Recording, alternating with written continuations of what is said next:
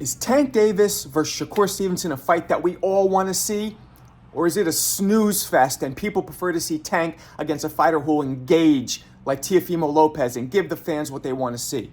My recent interview with Coach Calvin Ford, Calvin expressed his concerns against fighting Shakur because, well, Shakur has proven beyond a shadow of a doubt that he can stay away. If he wants to stay away, he's like a rabbit. Like, he could stay away. So Yeah, but do the fans pay for that? No, but what I was going to ask you was, let's say he fights Tank.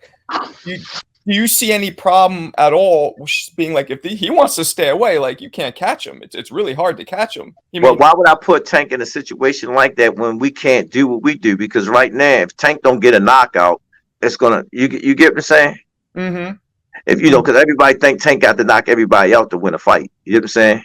Mm-hmm. You with me? Because that stab is on him.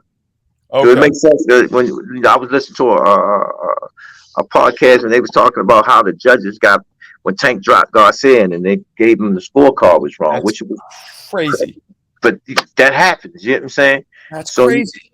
So like in that fight with Shakur, the guy, I thought he won the first round. They gave the first round to Shakur. Very, very gifted and skillful with his feet, with his defensive skills, but that brings a very lackluster performance, and a lot of fans said that it was a snooze fest. And I want to make this clear, guys. Professional boxers at this level, none of them are scared of each other. Some fighters might choose to not fight certain fighters or wait for the timing to be right and make better business decisions. But the notion that certain boxers, especially at the elite world championship level, are scared is ridiculous. Calvin was simply stating that he knows this fight is more than likely gonna go 12 rounds because Shakur, if anything, has proven that his footwork, his defensive skills are amazing. He's like a rabbit or a cat with speed to hop in and out and keep himself safe at all times. And Calvin is rightfully concerned because his fight with Ryan Garcia is a prime example. Tank dropped Ryan and that round was still scored 10-10. Now that's illegal. Literally illegal. We all know that a knockdown is mandatory 10-8. At very best, if the fighter who gets dropped gets up and hurts the guy and has him almost out, they could give it a 10-9. But there is no way, no alternate universe where a 10-10 round is okay in that situation. So Calvin is rightfully worried about the judging. And we all know that there has been awful judging in boxing, so it's nothing new. I spoke with Gervonta's other coach, Coach Kenny, and Kenny had a very different outlook on it. If you could have your pick on who he would fight, who would it be? At 135, Shakur, because, again, Tank and Shakur is the last two standing out of the five kings from 3-4 years ago. Well, you know what Coach Calvin told me recently? I'm curious if you agree. He said that he would be worried about fighting Shakur only because Shakur proved that Shakur can run, right? And it's very likely to go 12 rounds.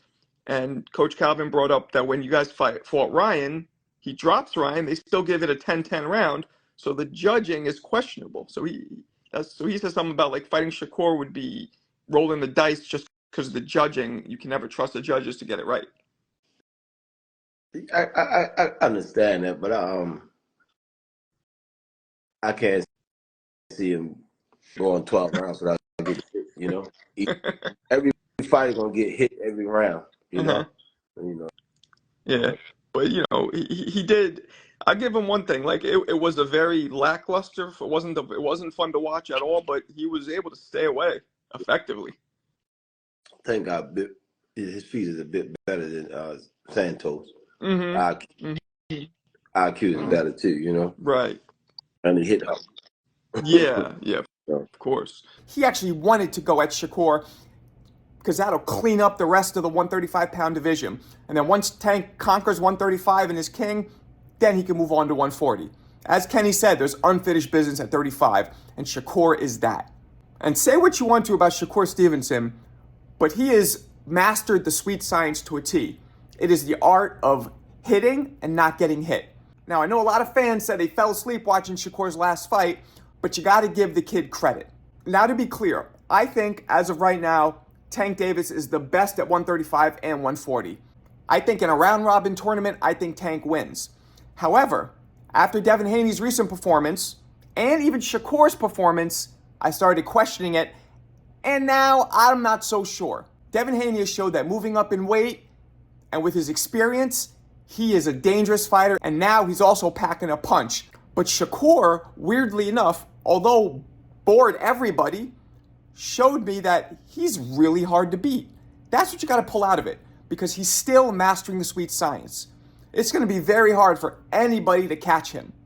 And it's going to be very hard for them to stop Shakur from landing, albeit a couple jabs here and there. It's going to be hard for them to stop him from landing those counters. So what do you guys think? Do you think Shakur versus Tank is an exciting fight and a fight that everybody wants to see? Or do you think Coach Calvin is right for being apprehensive of taking such a fight that could really let the boxing politics do a lot of damage? Would you guys rather see Tank fight somebody who engages like Teofimo or even Devin?